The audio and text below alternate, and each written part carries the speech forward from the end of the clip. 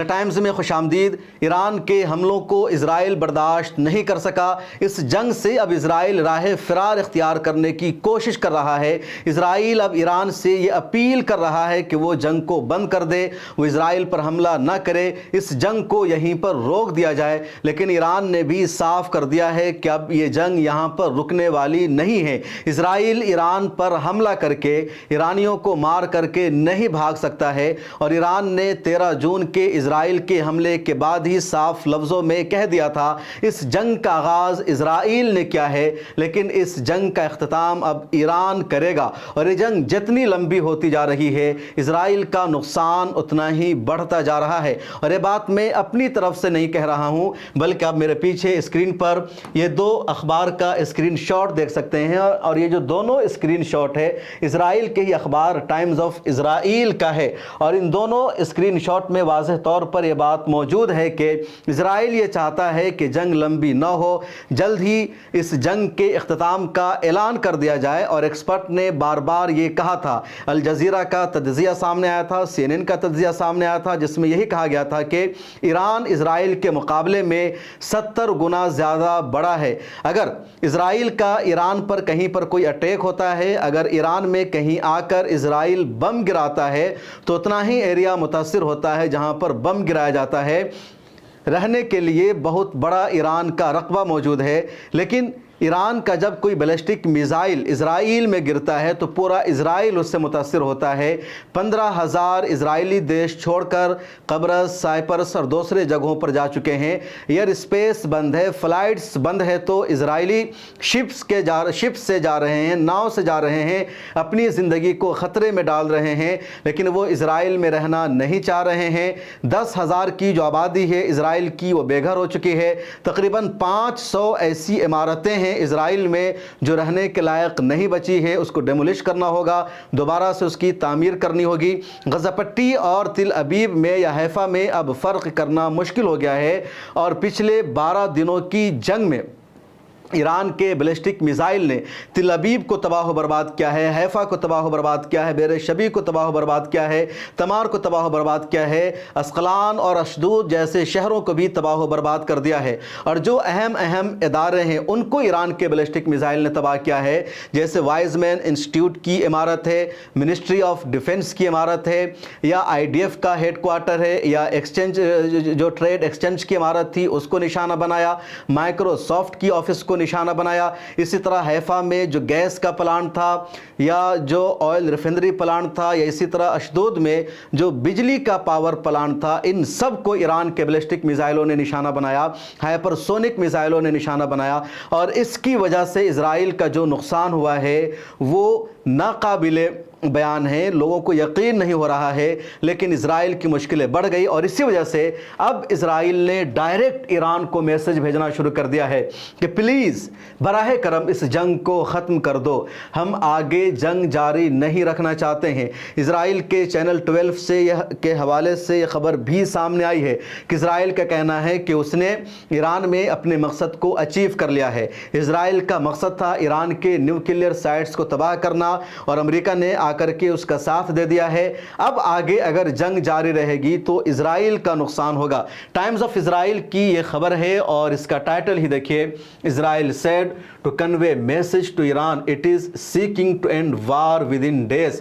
اسرائیل نے کہا ہے کہ اس نے میسج ایران کو بھیج دیا ہے کہ ایران کی مانگ یہ ہے، ایران یہ چاہتا ہے کہ اگلے چند دنوں میں اس جنگ کو ختم کر دیا جائے۔ تو اب اسرائیل مانگ کر رہا ہے، ریکویسٹ کر رہا ہے، اپیل کر رہا ہے کہ پلیز اس جنگ کو اب ختم کر دیا جائے۔ ایک اور خبر دیکھیے، اور یہ خبر بھی آج کی ہے اور ٹائمز آف اسرائیل کی ہے، کہ Israeli security officials float option of US declared lateral ceasefire in Iran report. یعنی اسرائیل کی سیکورٹی آفیشل کا یہ کہنا ہے، اسرائیل کے افسران کا یہ کہنا ہے کہ انہوں نے امریکہ سے ریکویسٹ کی ہے، امریکی صدر ٹرمپ سے بات چیت کی ہے کہ اسرائیل کا نقصان اب بڑھتا جا رہا ہے، یہ لڑائی لمبی چلے گی تو اسرائیل برداشت نہیں کر پائے گا، اسرائیل کی جو عوام ہے بہت زیادہ غصہ میں آ چکی ہے، اس لیے امریکہ خود سیز فائر کا اعلان کر دے، جنگ بندی کا فیصلہ کر دے، اور اگر ایران امریکہ کے के इस फैसले को नहीं मानता है तो फिर ईरान को सीज़ फायर का वायलेशन करने वाला करार दिया जाए, सीज़ फायर के वायलेशन का मुजरिम ईरान को करार दिया जाए, यूनाइटेड नेशन की सिक्योरिटी काउंसिल से रेजोल्यूशन पास करके फिर ईरान पर नाटो के ज़रिए हमला किया जाए। ये ईरानी कह रहे हैं। मतलब इस जंग को अब इजरायली जो है बर्दाश्त नहीं कर पा रहे हैं और इजराइल की जो मुश्किलें हैं बढ़ती जा रही है। और लगातार एक्सपर्ट यही कह रहे थे कि जंग जितनी लंबी चलेगी इजराइल की आवाम बर्दाश्त नहीं कर पाएगी। आप ये तस्वीर लगातार देख रहे होंगे कि लगातार ईरान के हवाले से इजराइल का दावा है कि उसने ईरान के आसमान पर कंट्रोल हासिल कर लिया है, एयर स्पेस इजराइल के कब्ज़े में है। जो ईरान की एयरफोर्स है वो किसी काबिल नहीं है। इसके बावजूद तेहरान में, तबरेज़ में, मशहद में, अस्फहान में और ईरान के तमाम शहरों में लाखों लोग सड़कों पर उतरकर प्रोटेस्ट कर रहे हैं, एहतजाज कर रहे हैं। दूसरी तरफ जो इजरायली अवाम है वो बंकरों में छुपी हुई है, वो शेल्टर हाउस में छुपी हुई है, वो प्रोटेस्ट नहीं कर रही है। और अगर वो प्रोटेस्ट करने के लिए सड़कों पर आ रहे हैं तो ईरान से मदद की भीख मांग रहे हैं, ईरान से रिक्वेस्ट कर रहे हैं, प्लीज़ ईरान इस जंग को रोक दो, हम पर हमला मत करो। CNN ने कल हैफा के एक मेयर का इंटरव्यू शाये किया था जिसमें उस मेयर का ये कहना था, ऐसी तबाही और बर्बादी हमने इजराइल में कभी नहीं देखी है, इसलिए अच्छा यही होगा कि जंग यहीं पर रुक जाए, आगे ना बढ़े। इजराइल की हमेशा से प्लानिंग यही होती है, पॉलिसी ये होती है कि वो पूरी ताकत के साथ, पूरी क़ुव्वत के साथ एक मरतबा सामने वाले पर हमला करे, उसकी एयरफोर्स को ख़त्म कर दे, उसके फ़ौजी इंफ्रास्ट्रक्चर को तबाह बर्बाद कर दे और फिर उसमें जवाबी कार्रवाई करने की हिम्मत ना रहे ताकि इजराइल का कोई नुकसान ना हो और 4 दिन में 5 दिन में जंग ख़त्म हो जाए। और इससे पहले हमेशा इजराइल ने यही किया है। 1967 में 6 रोज़ा अरब इजराइल जंग हुई और इजराइल ने खुद ब खुद अपनी एयरफोर्स को हुक्म दिया और उसके फाइटर प्लेन ने, जंगी जहाज़ों ने मिस्र पर हमला कर दिया, उर्दून पर हमला कर दिया, सीरिया पर हमला कर दिया। और जो भी इन मुल्कों का फ़ौजी ढांचा था या अस्करी इंफ्रास्ट्रक्चर थे, जो उनके जंगी जहाज़ थे, जो उनके मिज़ाइल के ज़ख़ीरे थे, सबको इजराइल ने जाकर तबाह कर दिया और उनके पास जवाबी कार्रवाई का कुछ ऑप्शन नहीं बचा।